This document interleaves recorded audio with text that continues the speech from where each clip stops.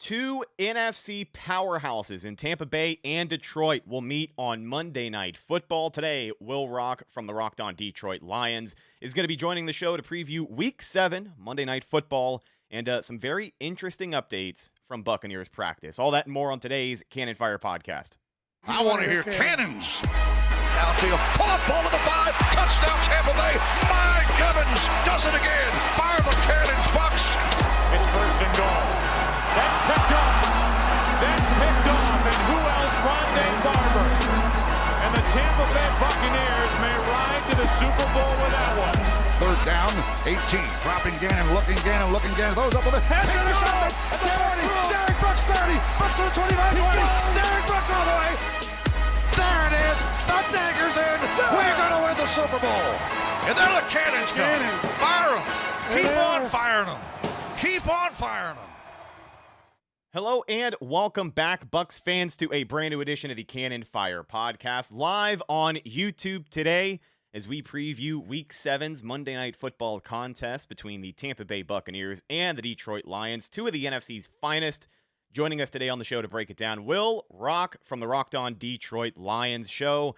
Will, we appreciate you making some time for us this weekend, and a lot of great things to dive into heading into this matchup. Two of the NFC's finest, and a couple of teams who may or may not be in the best shape, but regardless, two teams that always find a way to deliver one of the most entertaining games of the year. Absolutely, man. And thank you for having me on this morning. I appreciate it. As always, Week 7, man, a ton to talk about today. I'm excited to be here. And yeah, let's dive in, man. Let's do it. So really, I think the air around both of these teams right now starts with the injury bug, right? I think for the Lions on the defensive side of the ball is where things start to pile up. But, you know, for the Bucs, it's been one of the NFL's worst kept secrets that they are doing what they've done this year without a lot of that starting offense. You're missing Mike Evans, who will be in play Monday night. He returned to practice this week. Mecca Buka left the game last week with a hamstring injury. Jalen McMillan missing more than half of the year.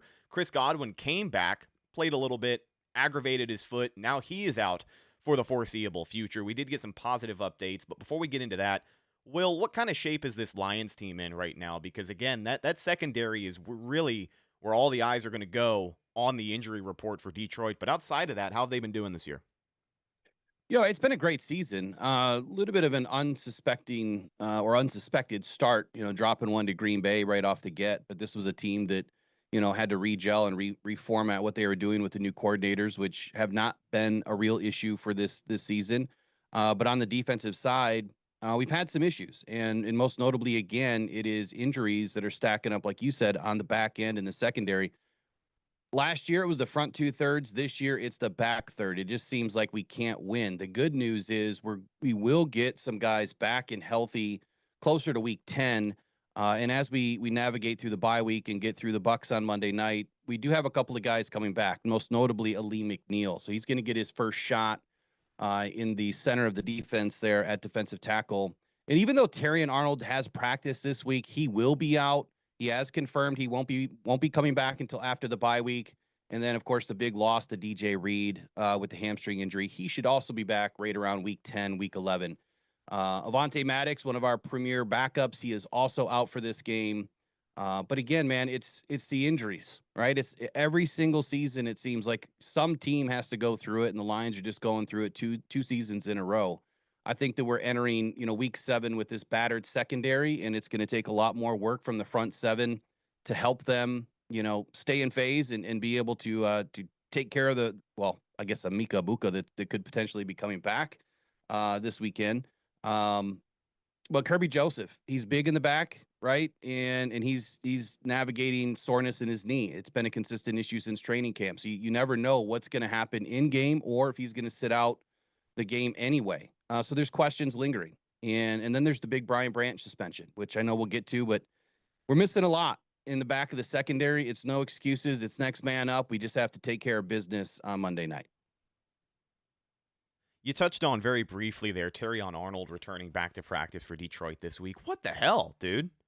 I mean, by the way, a guy who's only missed 4 weeks, I think a lot of people are looking at that situation and thinking, like, are they rushing this guy back? It seems like the overall impression is that he is returning far ahead of schedule. And I know you said that he may not be in play for Monday night, but I just want to, outside of the game preview, recognize that, hey, that's one hell of a turnaround for a guy that I don't think many thought he would be back this soon. No, you're right. And I have questions too. And I mean, you hit the nail on the head. Like, why are these guys coming back so quickly? It's like 1 minute we hear, from Dan Campbell that they're going to be out a while or long term. And then we don't get the full answer really ever. And then all of a sudden they're back at practice and then they're inserted in a game. Like Terry and Arnold was out, I think, for 1 week, and then he came back the next week. Or no, I'm sorry, he got injured, was that week 3 against the Ravens, and then he was right back in it the next week, and then he goes out again. So it's the same shoulder injury, and it's a little bit concerning. I'm glad to hear that he said he's not going to return this week. Like, it doesn't make sense. If you drop a game because of injuries, the Lions will never admit it's because of injuries. They believe that they have the depth and the talent behind them. But Terry Arnold just needs to get healthy. And he's been a flashpoint for Lions fans this season that have not agreed with his play and feel like he is not playing to the best of his ability or what a number one corner should be playing, selected in the first round. But honestly, he's played at a pretty high level. Outside of a couple of bad plays, I would love to have him in there Monday night. But obviously, I'm more concerned about the second half of the season. So hopefully the Lions, Dan Campbell, and Terry and Arnold are making the right moves here. I would expect that they are. But it's good to see him out there running around. I think the running around's fine, as long as he's not hitting, right, and he's not going to further injure that shoulder. But you're right, man. These guys are bouncing back quick, and I love it because last year it's like they're out and they're not coming back. This year they're coming back, which is a good thing to have. So. The Bucs have some questionable injuries, and we'll dive into the news here. Evan, I'm excited to hear your take on this. First off, right tackle Luke Goedeke. The Buccaneers going to be coming into this matchup against Detroit once again without Luke Goedeke. He went down in that regular season game the last time they had played, and then right tackle Justin Skule was who had to kind of pick up the pieces there, and that led to Aiden Hutchinson nailing 4.5 sacks in that game. So that's a highlight that's been making the rounds this week. But Luke Goedeke is kind of an interesting case because we talk about the murkiness with injuries, and like Goedeke was a weird tone shift this week in particular. When he first went down, the expectation is that he's going to miss like 3 to 4 to 5 weeks, and then now it sounds like he's even lucky to have a foot. The way that Todd Bowles has been talking about him on the podium. So, I mean, we are hopeful he'll play at some point this season, but it's definitely not going to be this week. The Buccaneers expecting back Mike Evans, Zion McCollum, Benjamin Morrison, Mike Jordan at guard is going to be a huge one for Tampa Bay after we saw the debut of Elijah Klein last week against San Francisco. Luke Haggard goes down. He's out of that game. But Evan, some breaking news minutes before we started the show, which is just the way I like it because sometimes it ends up being the other way around for us. Rookie wide receiver Emeka Egbuka was a full participant at Tampa Bay Buccaneers practice today. Now, keep in mind that this Saturday practice for a Monday night game is essentially a walkthrough, right? So there's a lot of guys you're expecting to see their participation increase, if you will. Levante David has not practiced at all this week. He might be a full participation for Bucs practice on Saturday solely because it's a walkthrough. So it's good for those guys to get out there. Evan, with this news on Egbuka, hamstrings are tricky. And we just talked about not wanting to rush these guys back. But do you think the rookie's in play for Monday night? And if he is, do you think this is too soon to see him back out there? I mean, he could be in play because, look, they're not going to rush him back to practice, right? If they didn't feel like he was going to be able to at least give it a go in practice, right? So I would say, sure, it puts him in play. Is he going to actually suit up, though? I'm not 100% sure. We'll have to wait and see on that. There is actually nothing that says we don't know whether it's full participation or limited. I'm assuming it's probably going to be limited. But he was seen out there in warm-ups for practice. So, and Mike Evans also participated. So that's a big, and at this point we're pretty much expecting Evans to be back, but Egbuka, potentially coming back and not missing any time, right? Not missing any games, would be a pretty good surprise for the Buccaneers, because I think there was an expectation that while it wasn't anything major or anything like that, anything that was going to hold him out very long, he was probably going to miss some time. I speculated that, because, Will had mentioned about the Lions bye week. Well, the Buccaneers have a bye week coming up in 2 weeks. So I had sort of speculated that, well, let's see. I think the Buccaneers might hold him out for these 2 games after the bye week, come back and be, 100% good to go. We'll see, right? I think that definitely, obviously, if he's practicing, that puts him in play, right, for Monday. Not 100% sure he's going to play because, again, that's a pretty quick turnaround. But it's definitely a positive sign. And if he doesn't play Monday, it's at least a positive sign that he might be able to suit up next week, against the Saints. So we'll have to wait and see on that. So, Will, I want to talk to you a little bit more about this Lions defense, and we talked about their depleted secondary, but the suspension of Brian Branch. He appeals it. It is upheld, which means he will not play Monday night for the Lions. What does this mean for that secondary? I know this is kind of just compounding everything that we had talked about in the beginning of the show with the injuries piling up back there. But I mean, the Buccaneers are no stranger to having to move some things around in their secondary to be able to play. Where are the Lions left right now when you look at this defensive unit? Well, I'll touch on Brian Branch because he's a big part of this whole scenario, right, for the secondary. But I think the key part to look at, prior to this suspension is what the Lions were already doing and what they did do on the backside of Brian Branch's suspension. So big signing, bringing in a veteran in Kendall Fuller, 128 career games, 16 interceptions, 536 tackles. He was signed directly to the practice squad to stabilize obviously the injury riddled, secondary, and he'll be up for this game as I understand it. They also brought in veteran depth like cornerback Arthur Mollett, Trey Flowers.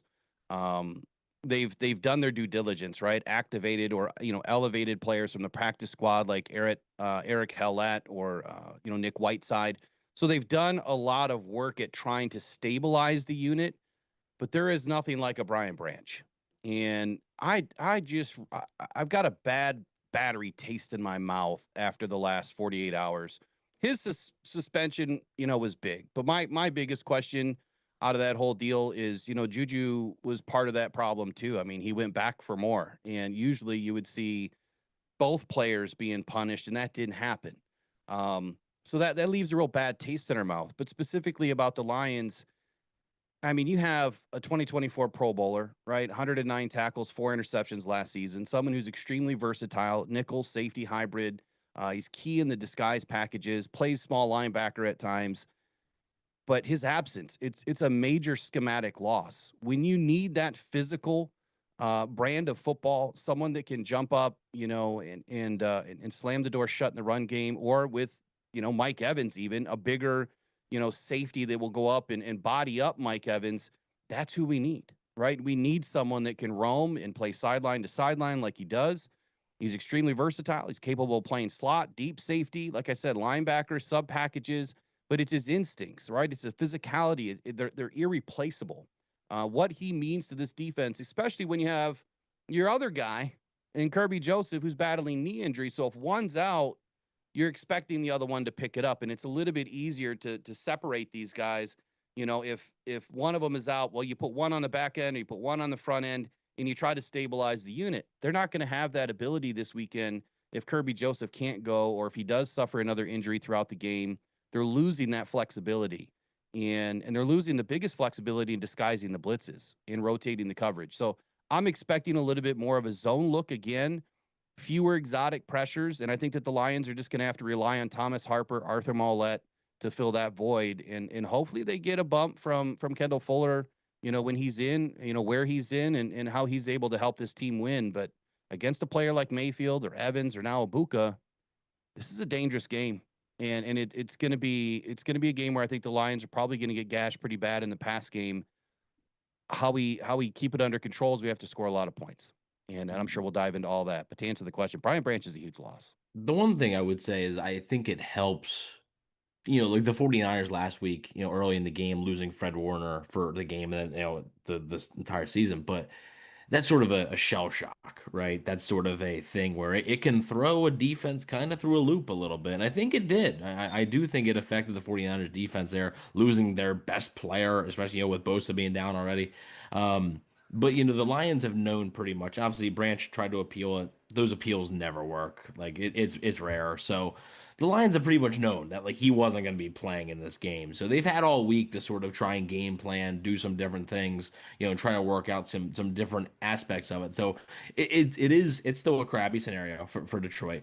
But it does help that you have a full week to sort of game plan that, and the Buccaneers have a full week to sort of game plan for not having Brian Branch out there. So it does work both ways there.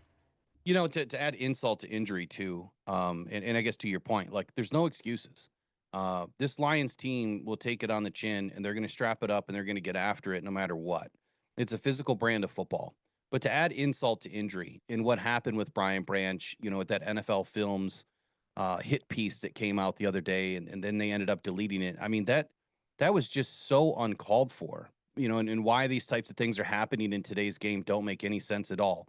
Obviously, I'm not going to utilize your platform to cry here about it, and that's not what we're doing. But the NFL is wrong, and they're wrong about a lot of things, surrounding this. But that was totally uncalled for by the NFL to do that, and I'm hoping that unfortunately, Tampa's walking into a situation right now where this team is pissed, and that is not a good thing for a team to come into our home when we are this amped up. So even though we're down a major player, I think that they're going to play at a much higher level because of what just happened in the last week. So I'd watch out for that this weekend or this Monday night. There's still, without a doubt, some impact players on that Lions defense. And the one that I want to circle most here, especially when we talk about putting pressure on opposing quarterbacks, that is Aiden Hutchinson, one of the premier edge rushers in the NFL. As of right now, among edge players, he is ranked first in total pressures generated at 36. He is ranked first in strip sacks with 3 so far this season.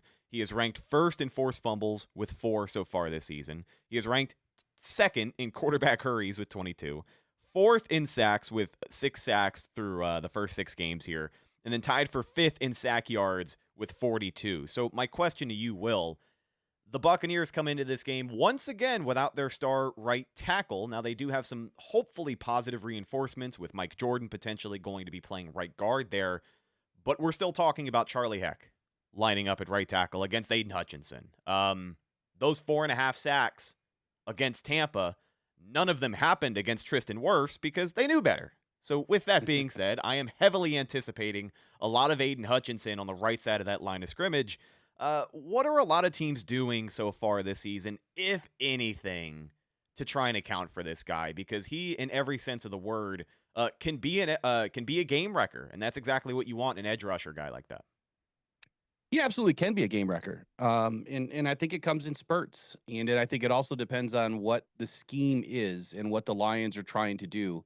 The best game that this defense has played this season was against the Ravens. And what's the biggest takeaway from me is you look at a team that was not trying to really get after Lamar. They were just trying to contain Lamar. And just by containing and rushing 4, and the end of the third quarter, things started to open up and the doors blew open and they were able to take him down, 7 times in that game. I don't know why they have not utilized that defense a little bit more often. But then again, I kind of understand what happened over the last couple of weeks, and that is no DJ Reed, no Terry and Arnold. You don't have the sticky corners.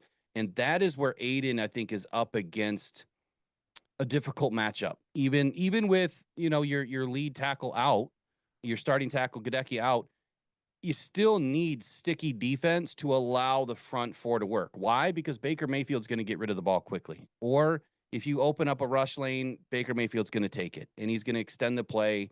And those are all the things that you try to control against Lamar, against the Jalen Hurts, against the Jordan Love, against the, Patrick Mahomes. We saw how that went down last week.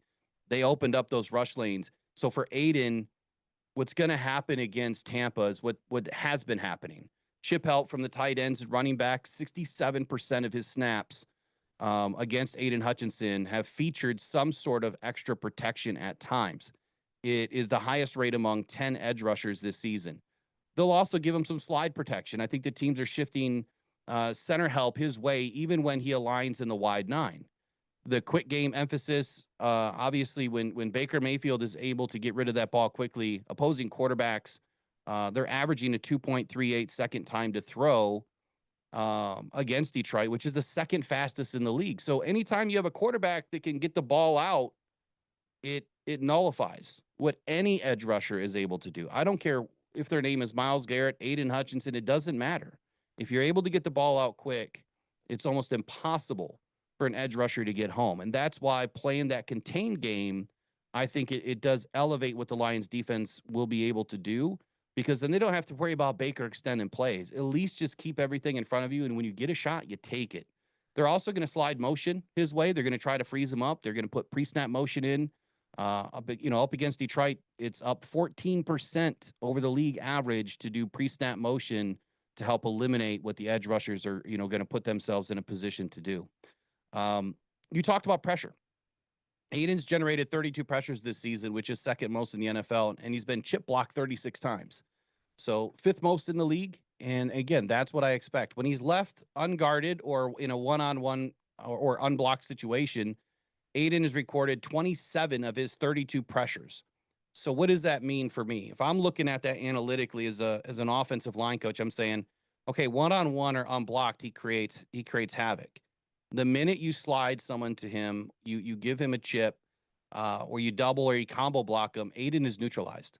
And against some of the bigger tackles in the league, I don't know enough about Charlie Heck and his size or his arm length, but against some of the bigger tackles in the league, Aiden struggles to get off the block. So that's how you neutralize him. You put your biggest tackle, on him if you have that ability to do that. If you go back and look at, what week was that? It was Orlando Brown, might have been, week 5, the Bengals. Those guys had 35 and 36-inch arms. Aiden was fairly neutralized in one-on-one almost the entire game. So he is manageable at times. That's why I say it comes in spurts. It depends on the matchup mostly. But the one thing Aiden won't do is stop. That dude's motor is always running. And if you give him an inch, he's going to take a mile. 4.5 sacks on Baker Mayfield wasn't by chance. Aiden finds a way. He always does. And I'm glad that you brought up Charlie Heck and also the quick throw thing. I'll get into that here in a second. But for the record, Charlie Heck, he is 6'8", weighs 311 pounds. He has an arm length of 34 1/8 inches. So I wouldn't say among the larger NFL tackles, but he's a big boy. He is certainly a big boy. But he's one of those guys that, again, the Bucs are looking at in a backup role. So consistency, I would not say, is the name of the game for Charlie Heck, although he has had some pretty good performances under his belt. I'm also glad that you brought up the quick throw thing because, Evan, I wanted to get into this with you here. We went on a whole diatribe last week on our San Francisco game preview about the Buccaneers pass rush because it was the epitome of exactly what you just said. They are, ranked top of the league in all of these pressure categories, but it's not amounting to sacks. But when you look at the quarterbacks they're playing against, their ability to get the ball out in under 2.5 seconds, which is what the NFL categorizes as a quick throw. Headed into San Francisco last week, the Bucs were ranked second in that category as far as their pass rush facing quick throws. So that is a huge deal. If they made Mac Jones hesitate for half a second in the pocket, and they walk away with 6 sacks last week. So for teams like that, I think the emphasis is like, man, the sacks are coming, right? Because as long as you can generate pressure, you're not always going to be facing a quarterback who can efficiently get the ball out in under 2.5 seconds. But Evan, I got to say, man, Baker Mayfield, just from a strictly passing viewpoint, this might be the best version of Baker Mayfield the Lions have ever played because so far this season, 12 touchdowns to 1 interception. If there's one thing that Baker has done this season to drastically improve his game, we can talk about the 3rd and 14 conversions and him looking like Lamar Mayfield out there. Like, that's fine and dandy, but he is winning these football games by protecting the football and being more decisive than I have ever seen him in the pocket in a Buccaneers uniform, Evan. He's throwing the rock around great. And I think that's the big key for Monday night, right? Is he going to be able to protect the football, right? Early on in the season, to be fair, he got a little fortunate, right? He had a couple that should have been picked. He got a little lucky. There was I don't know, maybe 2 or 3 in the Atlanta game that you're like, there might have been 1 or 2 in that Houston game where you're like, oh, man, And then, unfortunately, the one they did have was a back-breaking one. But, hey, when you only have one, I'm not really going to kill you for it. So, but the past 2 weeks, he's been, incredibly efficient, right? Look, he's had, 5 incompletions against Seattle or something like that. I think 6 incompletions against San Francisco. So like the ball is barely even touching the ground at this point. And obviously you're not going to keep that up for an entire season. But I think that's important, right? Protecting the football. Last year, the Bucs won the game, but Baker did get strip sacked by Aiden Hutchinson. They lost the ball there. I believe he also threw a pick in that game. And I think in the playoff game the year before, he also had a turnover as well. So that's going to be big, I think, right? And I think because you have two offenses that are going to be capable of putting up some points, and I think that's going to be the key, right? Who comes out of this, with the turnover battle won? I think when you look back on it, whatever the final score is, whoever wins the game, and you look at the turnover battle, whoever ends up winning is probably going to win that turnover battle. So, and I think it's going to come down to who makes the mistake. And Baker hasn't made many mistakes, but also, we know the type of quarterback he is, right? He's going to take chances, and chances can lead to more mistakes, but they can also lead to big plays. And right now, everything's coming up big for the Buccaneers and Mayfield right now. I think the identity shift for Baker during his time as a Buck, really what it comes down to in 23 and 24, a lot of people would agree with the term gunslinger, right? Unexpected gunslinger. He's going to live and he's going to die by the sword. I don't really get that impression this year so far. It doesn't feel as uncertain when he drops back to throw the ball. It doesn't feel like this is a play that could ultimately end up going 99 yards the other direction. Now, is that always an opportunity in the NFL? Yes, of course it is. But I think he's doing a really good job so far this season protecting the football, being decisive, and finding the right guys. A lot of depth stepping up in that wide receiver room as well. Will, while we are on the topic of quarterbacks here, I want to bring up Jared Goff because, there's a lot of similarities, I think, between Baker Mayfield and Jared Goff's path to redemption in the NFL, if you will. There may be less teams on Jared Goff's part, but, there have certainly been some hurdles in his career where he's had to overcome what can be the most toxic thing for an NFL player, and that is the court of public opinion. At one time, both Jared Goff and Baker Mayfield were just dismissed as bums in the NFL. No more, no less, right? I think that was the assumption for a lot of people. Ever since ending up in Detroit, Jared Goff has been really, really good for you guys, and I would say playing some of the best football of his career. Talk to his 2025 so far and how he's looking in this Lions offense this year. Jared Goff is a fun story, and in this fan base, it's a divided story. You have one part of the fan base that absolutely adores and loves everything about Jared Goff and what he's been able to do for this team in the city, putting it on his back. He's been so instrumental in helping deliver some good times in Detroit. In Detroit football. It's been a long time coming. And he is an elite quarterback. I don't understand the narrative, within the NFL that a pocket passer can no longer be an elite quarterback, especially when you look at, guys like Tom Brady, which I'm not comparing him to Tom Brady, other than Tom Brady was a statue, right? He only ran 29 yards a year on average. Jared's kind of the same way. He'll use his legs when he needs to. He's involved in trick plays as we've seen, and they work. And he's very intelligent, and he's been able to lead this offense to being one of the best offenses over the last 3 seasons. I mean, bar none. And right now, the narrative on Jared Goff in this 2025 campaign, I think it's just a continuation of the remarkable redemption that he is. Once cast away, obviously, by Sean McVay and the Rams, he's really started to silence the doubters, especially over the last, this season. I mean, hell, even Dan Orlovsky has now even said, oh, you know what? I got to put him in the top 5 now after I left him out of the top 10. I mean, I didn't know we had to win against that guy either, but apparently that's the case. But he's playing at an MVP caliber type performance. I wouldn't say as good as Baker right now, but 14 touchdowns, league best, 2 picks, pretty damn good for me. 120.6 passer rating, league best. He's completing nearly 76% of his throws. That was above 80% for 3 weeks in a row. You want to get the ball downfield, he can get the ball downfield. People say he doesn't have an arm. He definitely has an arm. I think out of all of his throws, leading the NFL in the highest scoring offense at 34.8 points per game. And then the week 2 demolition, of Chicago, which that was a game we could not lose, right? But we didn't just win. We won big, 5 TDs, 156 rating, just surgical in Baltimore. Another big game, 71.4% completion rate, 103.6 rating.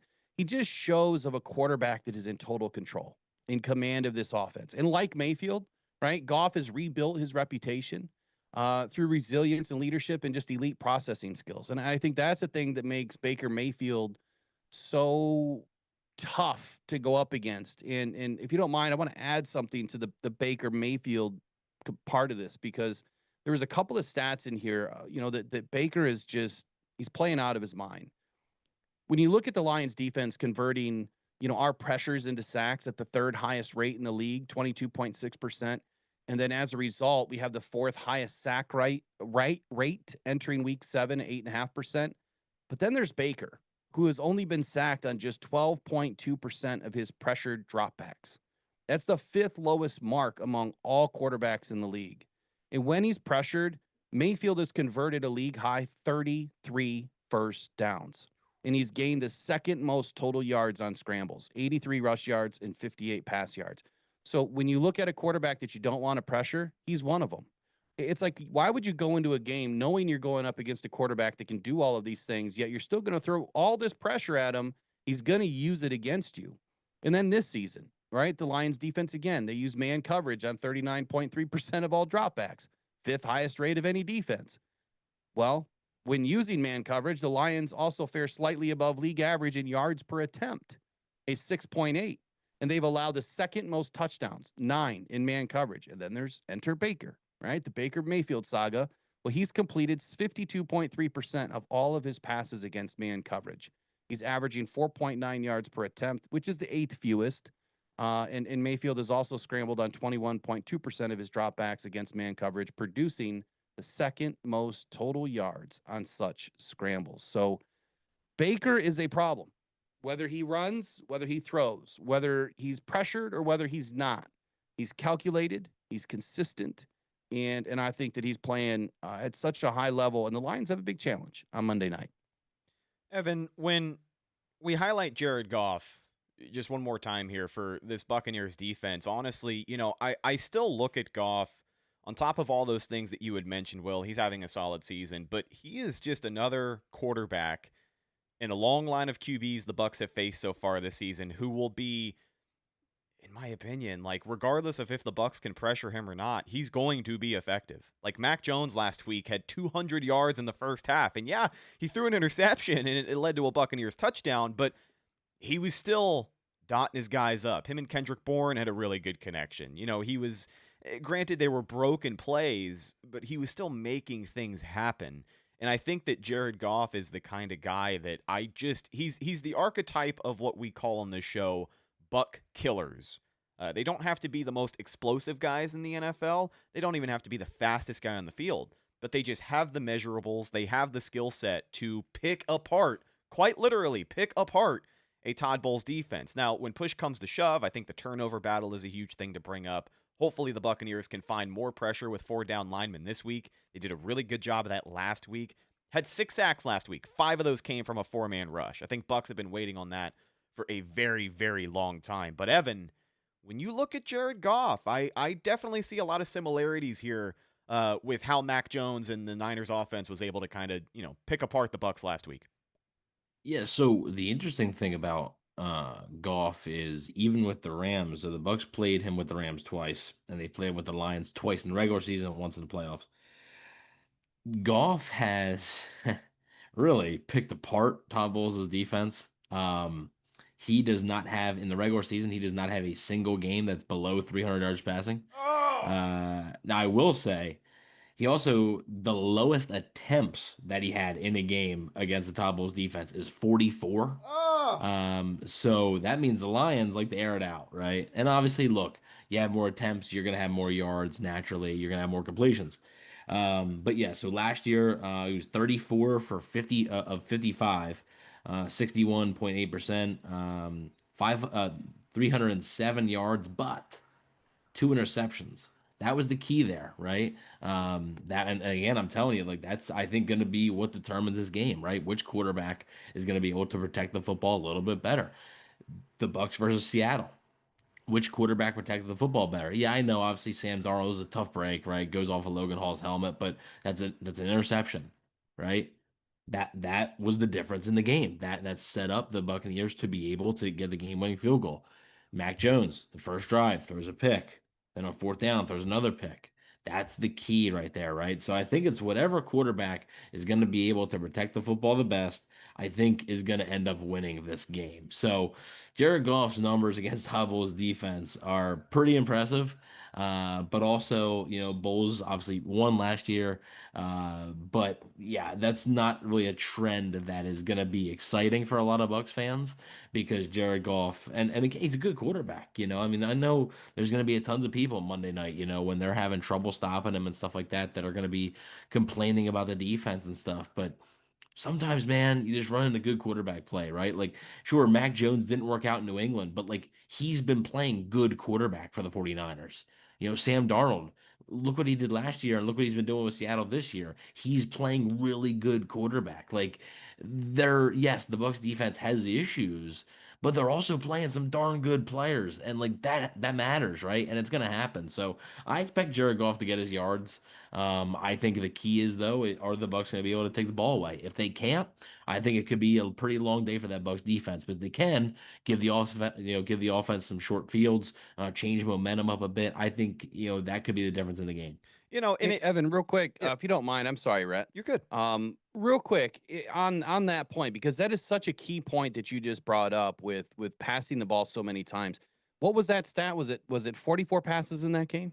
So the last one that the Bucs played and the Bucs won, he threw the ball 55 times. The lowest attempt number that he had in his 4 career starts in the regular season against Tampa, the lowest is 44 attempts. Which game was that? 50. Sorry, What's that? Which game was that? That was the creamsicle game in 2023. Okay, got it. Yeah. Thank you. Anytime the Lions are putting the ball up more than 30 times in a game, we are out of our element. We are not in our game plan. That is not what the Lions want to do. And I think that speaks volumes to the Tampa Bay front defense. If you are able to limit what we're doing on the ground, then Jared Goff has to put that ball up. I have this funny stat. It's something that I make up. It's just my weird rockisms, where if you put the ball up more than 30 times, the likelihood of you throwing 1 interception is great. If you put the ball up over 40 times, the likelihood of you throwing 2 interceptions is even greater. If you put the ball up more than 50 times in a game, you're probably going to throw 3 interceptions. And more often than not, that does pan out. If Jared Goff is not utilizing play action, which they use play action 29.9% of pass attempts, which is a drop from his career high last season, 36.6%, then we have a problem in this game. If we're not able to run the ball, we're not able to open up that play action menu. And if we're throwing the ball that much against Tampa on Monday night, that means Tampa is stopping us where we don't want to be stopped. And so that is a key for Monday night to pay attention to how many times we have to throw the football, because that's not where we want to be. Jared Goff, he plays his best games when he's throwing the ball 29 times or less. Yeah, the first time that the Bucs actually ever played Goff, it was that crazy Rams-Bucs game back in 2019, where it was just madness. But that again, all of these are against Todd Bowles' defenses, right? That's they haven't played without Todd Bowles there, so that's why it matters. Goff, and I understand that game, whatever. Threw the ball 68 times. Oh my gosh. He had 517 yards, but he had 3 interceptions. That was the difference in that game. And he also had a fumble, obviously, Ndamukong Suh returned that for a touchdown, and that sort of clinched that game. But yeah, I mean, 68 times. Then the next year, with the Rams, threw the ball 51 times, 3 touchdowns, but 2 picks. So he's thrown a lot of yards, he's thrown a lot of touchdowns against the Bucs, but he's also thrown a decent number of interceptions here. 7 interceptions in 4 career regular season starts against the Bucs. So, again, that's what it's going to come down to, I think. Whoever wins that turnover battle. Yeah, and this may sound a little bit obvious, but a huge key to the Buccaneers winning last week, too, against San Fran. San Fran was moving the football, but specifically in that second half, the defense hunkered down. They bent. They didn't break. They kept them out of the end zone, right? They didn't score a single touchdown in that second half. And, that's going to be huge as well, because you can move the football, but as long as this Bucs defense can stop them from scoring points, listen, I know it's like John Madden level of coverage when we're talking about the team that scores the more points is going to win, but I'm being serious. I think turning these touchdown opportunities into field goals is going to go a long way, especially when you have a quarterback who is as effective as Goff has been. regardless of how many times he's throwing the ball. Mac Jones threw the ball 39 times last week against Tampa Bay. The week before against the Rams, he threw the ball 49 times. So I don't know if that was exactly what San Fran had drawn up on the offensive side of the ball, but the Bucs did a good job of shutting things down in the second half. Will, talking a little bit more about Jared Goff, specifically protecting him against this Buccaneers pass rush. You had mentioned the 4-down linemen for the Bucs being effective, but Todd Bowles in this defense, they know how to do it with more than just 4-down linemen. And for a lot of the time that he's been the defensive coordinator for Tampa Bay, they've had to do it without 4-down linemen because they simply have not been able to generate pressure with just those 4 guys. So Jared Goff is going to be seeing a lot of disguised fronts this week, but he's also going to be seeing, nickel corners, Jacob Parrish, a rookie, screaming at him from the edge. Jamel Dean lined up as an edge rusher last week and got his first career sack. Jamel Dean, a guy who has been very universally panned by this Buccaneers fan base, is having a career season, and to tack onto that, he was lined up as an edge rusher last week. Just ridiculous stuff. What are your thoughts and really your keys here for the Lions to protect Jared Goff against what can be a very, very dynamic Bucs pass rush? I mean, we've got Vita Vea and Greg Gaines at 300-plus pounds dropping into pass coverage. And damn it, one of them is going to get an interception one of these weeks. Vita Vea came dangerously close last week. But with that being said, what kind of plan do you think the Lions have in place for Todd Bowles and all of his toys here? Can you really have a plan in place for a defensive front that is this dangerous? I mean, Todd Bowles' defenses are fun, aren't they? I mean, this guy knows what he's doing on the defensive side of the football. But I don't think that there's any surprise with what the Lions have to do. It's protection. You have to keep Goff clean, right? Playing on turf, so it's unlikely that the jersey's going to get marred up, but you got to keep the guy off the field. What I mean by that is he needs to stand upright. If Goff is not under, good protection this Monday night, then it's going to be a long night. Why? Because the Buccaneers blitz 35.5% of the time, which is the 4th highest. They're registering pressure on more than half of the time when they're blitzing at 56.6% of the time, which is the 2nd highest in the league. And their 47 pressures when they are blitzing lead the league. Along with their 26 unblocked pressures, which means that they are disguised and they're coming from everywhere. It's hard to pick everybody up. And when the Lions are utilizing 11 personnel and not using a 22 or a 21, and you have less tight ends on the field, that's when you start to see Jared Goff, unfortunately, crack under pressure. Jared Goff does excel against the blitz, but if you look at the games that we've lost this season and you go back and look at why, it's because of the higher pressure rate coming from the blitz. The Lions do a great job. The offensive line, I got to give them their due, man. They've done an incredible job this year with the major transformation that they've gone under. But Jared Goff just has to be Jared Goff. And what I mean by that is Jared Goff does excel against the blitz. Like I said, he's recording the highest passer rating, 137.1 right now, and completion percentage, 77.1% of any qualified quarterback in the league. However, when he is pressured by the blitz, Goff's passer rating dips to 72.1, and his completion percentage falls off the face of the planet, 40%. So both are dropping way below the league average right now at 78.5 and 49.8 respectively, which is the league average. That was not Goff last year or the year before. So something's changed a little bit. We also have Penei Sewell, right? I mean, Penei Sewell has been, just so steady for us. And we probably won't have Taylor Decker in this game. If we do, I'll be surprised. That's another one of those injuries. Do you really want to rush him back or give him the extra week? I mean, this is a game that you really need him. Penei Sewell has only allowed 9 pressures this season on 168 pass blocks, obviously at the right side. So he has to do what he has to do. His pass pro is not great, but it's good enough. Penei Sewell's doing what he's doing at the 4th lowest rate among all players this season with 75-plus pass blocks. So he's doing a great job. He's only allowed 1 pressure on 30 pass blocks in week 6. That was exceptional. It just wasn't enough to win the game. Jared Goff in this offense, they have to get the ball out quick. They have to. That's key number 2. If you're not exercising the screen game against the Bucs, my question is why? When that blitz is coming at you and they don't have anybody over the middle or anybody over the left side flat, that is where David Montgomery is so dangerous out of the backfield.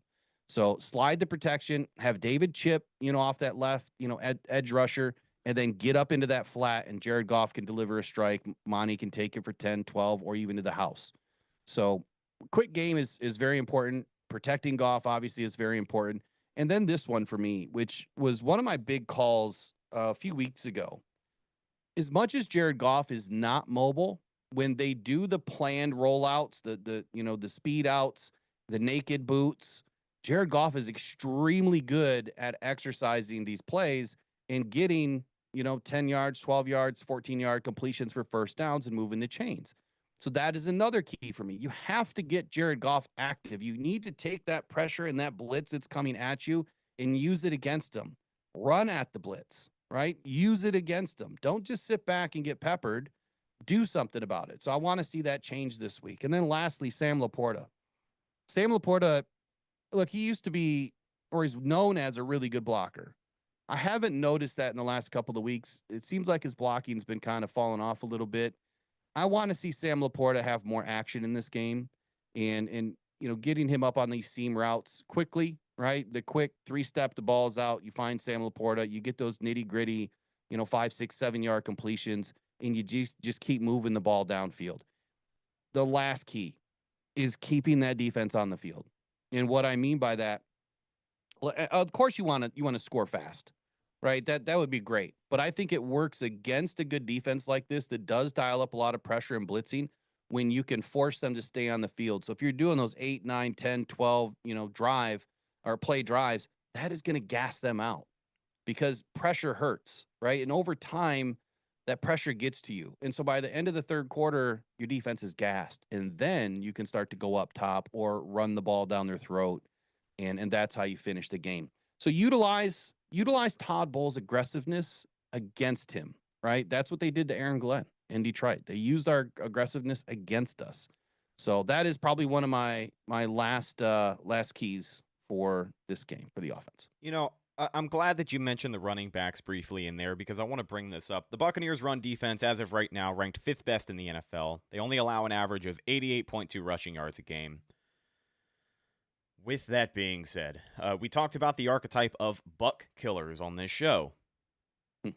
And you also talked about, keeping a team, keeping an offense on the field, extending these drives with back-breaking conversions. And it doesn't have to be explosive. Like, quick plays, quick scores are great, but if you can wear out a defense by keeping a team on the field, I don't know if I have seen a running back deliver more back-breaking plays against the Tampa Bay Buccaneers than David Montgomery. I don't know what it is about that guy, but it is like a second coming for him whenever he plays Tampa Bay. Evan, when you look at Jahmyr Gibbs and David Montgomery here, I think that this is going to be, I don't want to say an underrated part of this matchup because both of these guys are very good football players. Like, it's no secret that Jahmyr Gibbs is one of the best in the league. But when people are looking at Baker Mayfield and Jared Goff and Aiden Hutchinson and all of these big names that we're talking about here, I think that these guys can get lost in the shuffle.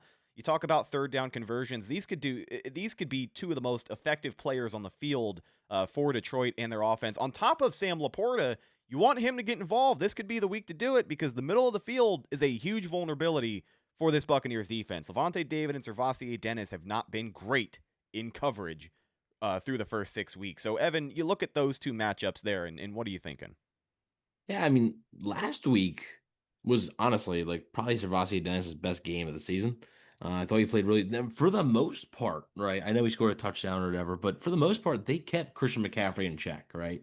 For the most part, he didn't really do a ton of damage in the passing game. There's a lot of check downs, wasn't really a whole lot. But the way Detroit is going to be able to utilize both Jahmyr Gibbs and David Montgomery is, I mean, we've seen it, right? And it's dangerous, especially when, the Bucs have had issues covering running back so far this season. Bijan Robinson had a pretty big day against them week 1. There's been a couple other times where running backs have gotten, in the passing game mostly, right? The runs, there hasn't been too much, but Detroit is a power football team, right? They're a hard-nosed team that prides themselves on running the football, right? Like, they want to do it, just like Will had mentioned. If Jared Goff is throwing the ball 30 plus times, that's not where they want to be. right? So they want to be running the football. They want to be able to, have short third downs, the 3rd and 2s. You want to stay out of the 3rd and 7, 3rd and 8s, because they want to be able to do that. And I think another key for this Bucs defense is not only taking the ball away, but making sure you keep, Jahmyr Gibbs in check. And it's easier said than done. And, he's going to get his, right? There's going to be some times where he's going to get his. And you just hope that it's not that back-breaking play, right? The 3rd and 11 where you got it all hemmed up and Goff's able to flip it out to Gibbs and he runs for 15 yards and that extends the drive. The other thing, that Will mentioned about longer drives, that also keeps the Buccaneers offense off the field, right? So it works in both ways there. Not only are you extending drives, but you're keeping a pretty darn good offense with a quarterback who's playing at an elite level right now. You're keeping them off the field. They can't do damage to you if they're not on the sideline. So I think that's important. But yeah, I mean, the middle of the field's been an issue. Hopefully, last week was a sign of things to come for the Bucs, right? Like it was encouraging, but we'll see. It's a week-to-week league, and Gervais Dennis did have a solid game, I thought, last week against Christian McCaffrey. But Sam Laporta is a really good tight end. Obviously, the 49ers didn't have George Kittle, which changes things defensively for you, and then offensively for San Francisco. Sam Laporta has been really good for Detroit his entire career, really, ever since he stepped on the team. And then, Jahmyr Gibbs, like I said, he's always dangerous. And David Montgomery, he always seems to have a couple big runs against Tampa. So hopefully it's all about, winning 1st and 2nd down, right? Because if the Lions are consistently winning those 2 downs, it could be a long day where your defense eventually is gassed and the time of possession is all lopsided. And the Lions are, in that 4th quarter, well, let's say they have a 7-point lead, be able to run because the defense is worn down. They're going to be able to chew clock. So that's something that the Bucs are really going to have to avoid in this one. One final, a couple more things, if you don't mind, Rhett. Yeah, go ahead. I totally forgot. I sent you a couple of things there on your X. So when I looked at this team, and I do my matchup, I drop my keys tonight on DetroitFootballJournal.com. When I look at what we're doing on 3rd down and what you're doing on 3rd down as a defense, the Bucs defense is ranked 14th right now in conversion rate. The Lions are 16th on the offense side for conversion rate. But when you guys get into the red zone, you lock up. And that is the thing that I'm most concerned about, I think, for this game, especially for the Lions offense, is we can't just walk into the red zone and expect to score against Tampa Bay. We need to score from outside the red zone. And that is probably a more important key to me to a certain degree than just, maybe trickling the ball downfield and trying to chew up clock. Yeah, when you get down to the 30, maybe now it's time to fly, right? Maybe you need to start peppering, that end zone because you guys are only allowing 1.7 touchdowns per game inside the red zone, where the Lions are scoring 3.3. I mean, that's a lopsided stat. We're scoring twice as much as you're allowing, but I would err on the side of the defense that we have to be protective of the fact that you guys are a really good red zone defense. So even though your defensive rank is 23rd, you're still doing a heck of a job. So we have to win those 3rd down conversions. And the other thing about this offense is we're going to go 4th down more often than not. Oh, yeah. We look at the offense as 4 downs, not 3. And so when we run the ball on 3rd down and we only get 2 yards and it's, 3rd and 4, that's expected. And that's what they're trying to do. They're trying to minimize that 4th down look to be a little bit shorter. So the criticals, I think, are very important in this game. Obviously, 3rd down, 4th down conversion rates and red zone offense for the Lions. We have to be able to convert outside of the red zone to be able to stack some points. Final question here, and this goes back to the Buccaneers offense, just because it's a guy that we haven't talked about much on the show today, but his return is a huge addition for this Tampa Bay Buccaneers offense. And no, believe it or not, it is not Emeka Egbuka, although he did return to practice. My gut says he won't play. I think he's going to be a game-time decision, but Todd Bowles does this really cool thing where he just blatantly lies about injuries. So he could make it seem like Egbuka is a factor for Monday night. I personally don't see him playing, but the fact that he was full participation at practice today is a very, very positive sign. With that being said, though, Mike Evans returning to the lineup. Mr. 1K himself will be back for this Buccaneers offense, and people can argue all day about how effective Mike Evans is when you compare him to the the top 5 wide receivers in the NFL. Oh, he's not as explosive. He's this, he's that, he's not this, he's not that. He's a huge tool, and I think that he is whether people want to accept it or not, because you have the flashy names like Bucky Irving. You have, again, Ibuka, who's starting off as solid as he has this season. I think Mike Evans is probably the best offensive player the Bucs still have. And a lot of that is because of his ability to just garner attention from opposing defenses. He's one of those guys who, yeah, he's going to garner attention and find a way to get open, but he's also going to make you forget about Tez Johnson. He's also going to make you forget about Ryan Miller. Like, that's not a name that I don't think Lions fans are thinking about Ryan Miller this week. An affectionate nickname someone gave him was Naughty Miller, because he's just a physical, roughneck guy who's going to go out there and make those gritty catches. He had to do that last year when the Buccaneers were absolutely abolished here in the wide receiver room. But, Will, all of that to ask, the presence of Mike Evans, what does that do for this Lions defense, who, again, coming into this already shorthanded, how does that change things with how they approach this game? I don't know how much it really changes things outside of you always prepare for Mike Evans. You have to. This is Mike Evans. You called him Mr. 1K. What is it, 10 seasons in a row he's had over 1,000 yards? 11. And is this his 11th season? I don't know where he's going to end up because he's been out for a little bit. But you have to give Mike Evans a ton of respect defensively. I think that his potential return is double-edged for Detroit. On one hand, he's not 100%, right? He hasn't played since, week 3, I believe. On the other hand, his presence really forces the Lions to account for vertical physical threats, which is what he does best, man. He gets those contested catches, and he takes them downfield. He's especially dangerous against a depleted secondary that we are. The biggest thing for a secondary against a guy like Mike Evans is they don't have the time together, right? They don't have a cohesive nature between them yet. Unlike a secondary that practices all summer long and then they hit the ground running in week 1, this is a defensive secondary that has only been together for about a week. And we've got guys in and out. So it's a big time threat. I expect Detroit to bracket him. You're going to have to. You're going to have to utilize 2 guys to take away Evans. If you can take away Evans and force Baker to go to the other side of the field, I think that gives us a little bit more leverage defensively when we're a little bit beat up here. So I'm expecting the bracket, with the safety help, likely from Thomas Harper or Nick Whiteside if they're in, but really need to dare Tampa's backup wide receivers to beat us. And I'm not saying that they can't, because Baker will find them. Baker will throw them open, and Evans is going to probably draw double coverage, and that's going to leave somebody open. So it opens up space. You have Rachaad White playing this weekend, right? Or this Monday night, right? Yes, sir. Rachaad White can definitely beat you over the middle of the field. I mean, I don't know what he's done this season, but he's always been pretty dangerous with the ball in his hand. So I would be more worried about him if we take away Evans, but I'm also worried about Baker Mayfield and him extending plays and finding that, that second or third or fourth option that maybe he's been playing with the last couple of weeks. So very, very tough matchup. I don't, injuries be damned. This is going to be a tough game. It will, and I think there's going to be a lot of fireworks involved. Rapid fire here as we start to wrap this thing up. Thank you guys, by the way, everybody, for hanging out with us in our game preview live on YouTube this week. All of the Lions fans showing up, showing out in the chat. You guys always do that. Anytime the Bucs play the Lions, we have a ton of Detroit fans in our comments section, in the live chat.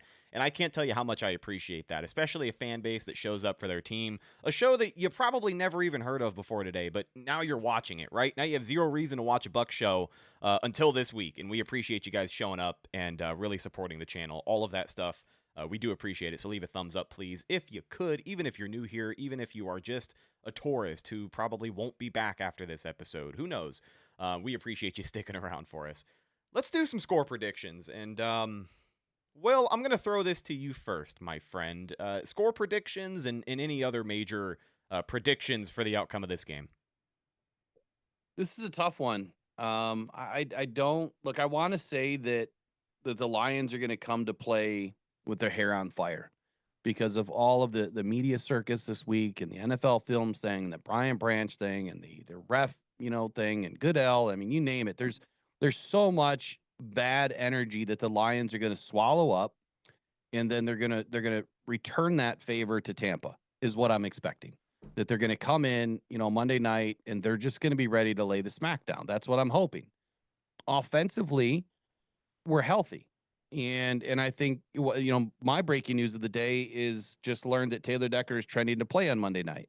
Nice. So that adds a different dynamic to this offensive line. When he's in, he was playing at a top 8 level, which gives the Lions a lot more opportunity to run the football and protect Jared Goff, which is the key against this crazy Todd Bowles defense.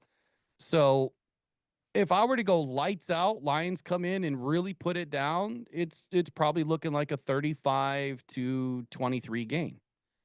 If the Lions don't come in, ready to rock and roll, and our defense has too many holes, and Evans is not bracketed and he's able to do what he's allowed to do, well, then I think it's closer game. I think it's, probably a 27-25 game, 27-24 game.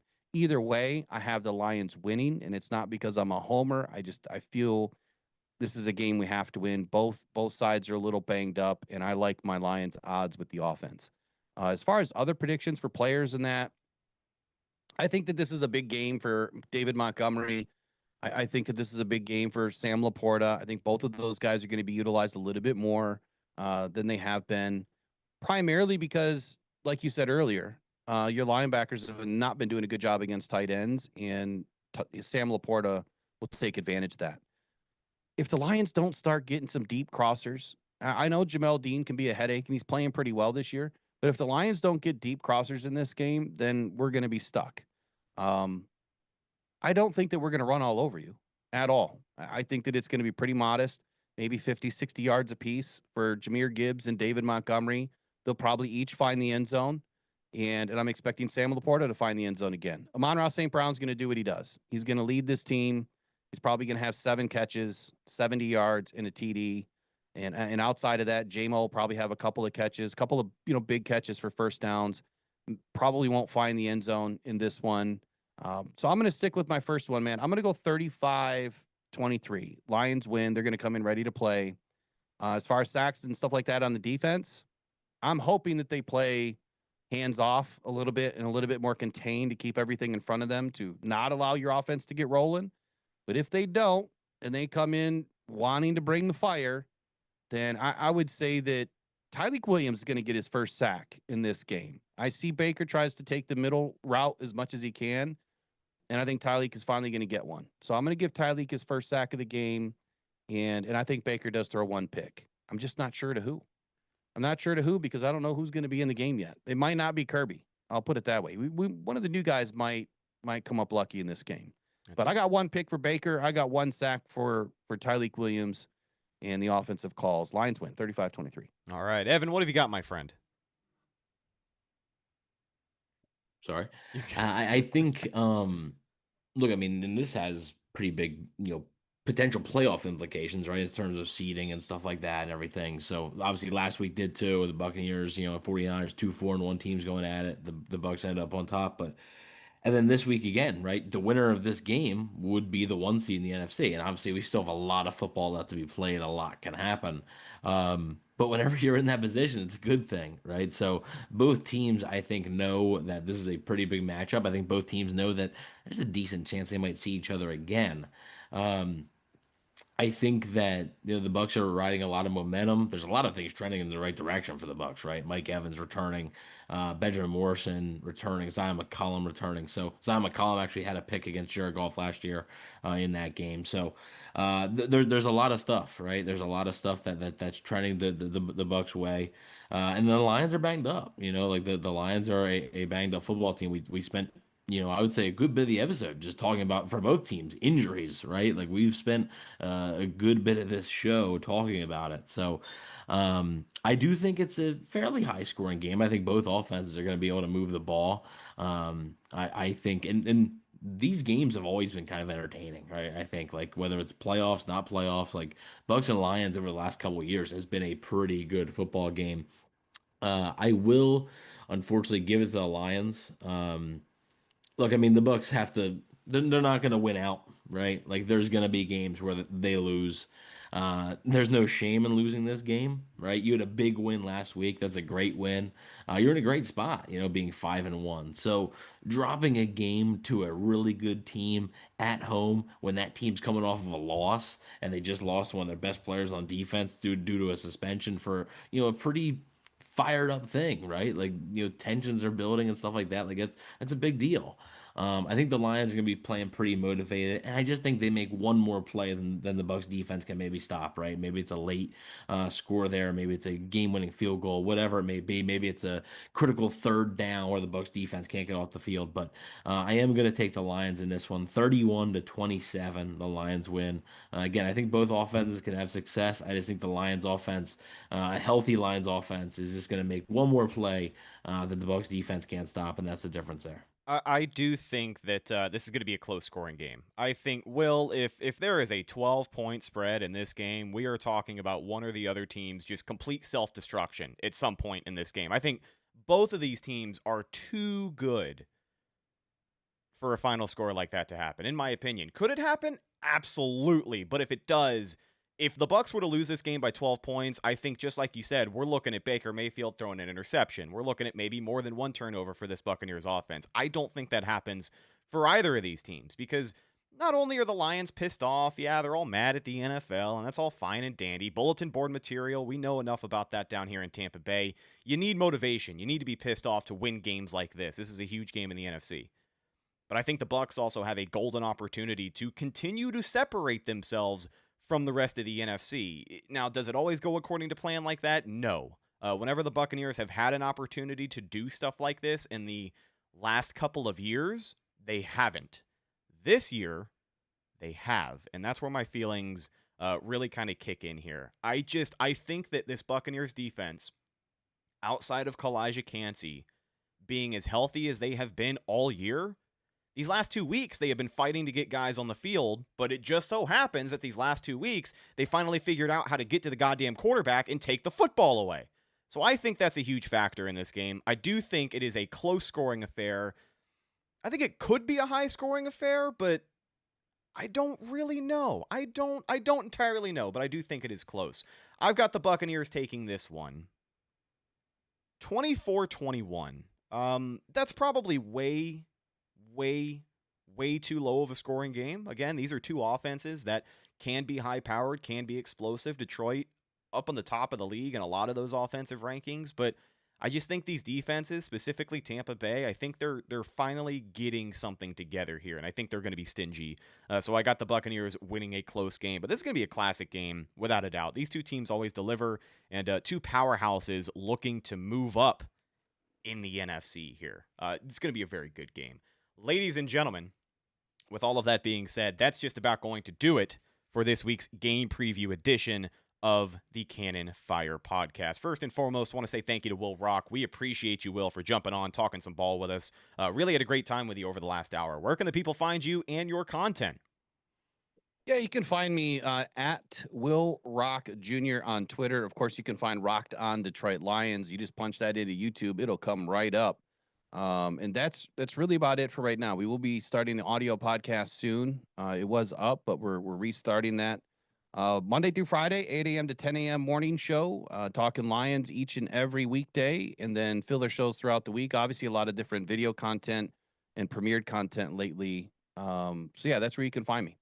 Feel free to reach out. You can also look at DetroitFootballJournal.com. So if you're looking for some written material, that's where I put my full game breakdowns.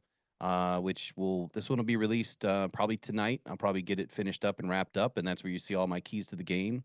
And why I feel a certain way about the score is Lions averaging about 32 points per game, Bucs averaging about 25. So I'm kind of hedging that both these teams are going to do what they do.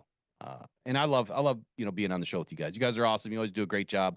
But last year, I think you both took the Lions on purpose, and we ended up losing. So your reverse psychology, it ain't working this week. But anyway, appreciate you guys as always. Hey, we appreciate you, man. You can find our show on social media, Facebook, Instagram, and Twitter. All of those are Cannon Fire Podcast. You can find my co-host Evan on Instagram at Bucs_Daily. You can also find him on Twitter at EvanNFL. And check out his written work at BucsNation.com. What have you got this week, my friend? So yeah, gonna have the X Factor out before the game on Monday, and then we'll see about the Q&A this week. Not 100% sure.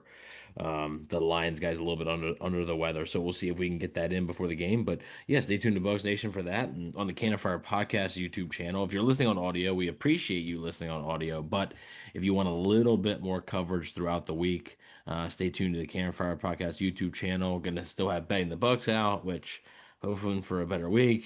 And then also players to watch for this game. And then after the game, we'll be doing our post-game show. But then the following day, win, lose, or draw, we're going to have the best and worst from the game. So if you guys want a little bit more content, check out the Cannon Fire Podcast YouTube channel. And last but not least, you can find myself Instagram and Twitter at Rhettakus, Rhettakus. If you follow me, I will follow you back. And please check out the Rondé Barber Show. I have got the pleasure of producing that every single week. And we had an episode drop on Wednesday. So if you want some more pregame coverage for Monday Night Football, make sure you check that out. The Rondé Barber Show available on YouTube and all podcast platforms. I'm your host, Rhett Matthew, signing off from my co-host, Evan Wanish, and our special guest, Will Rock. We appreciate you guys hanging out with us live today. Thank you again to the Lions fan base who came through and showed some support. Should be a great game Monday night. We will talk to you guys live on YouTube right after the game. Win, lose, or draw. YouTube.com/cannonfirepodcast. Thank you for listening. Until then, and as always, we'll see you in the next one. Go Bucs.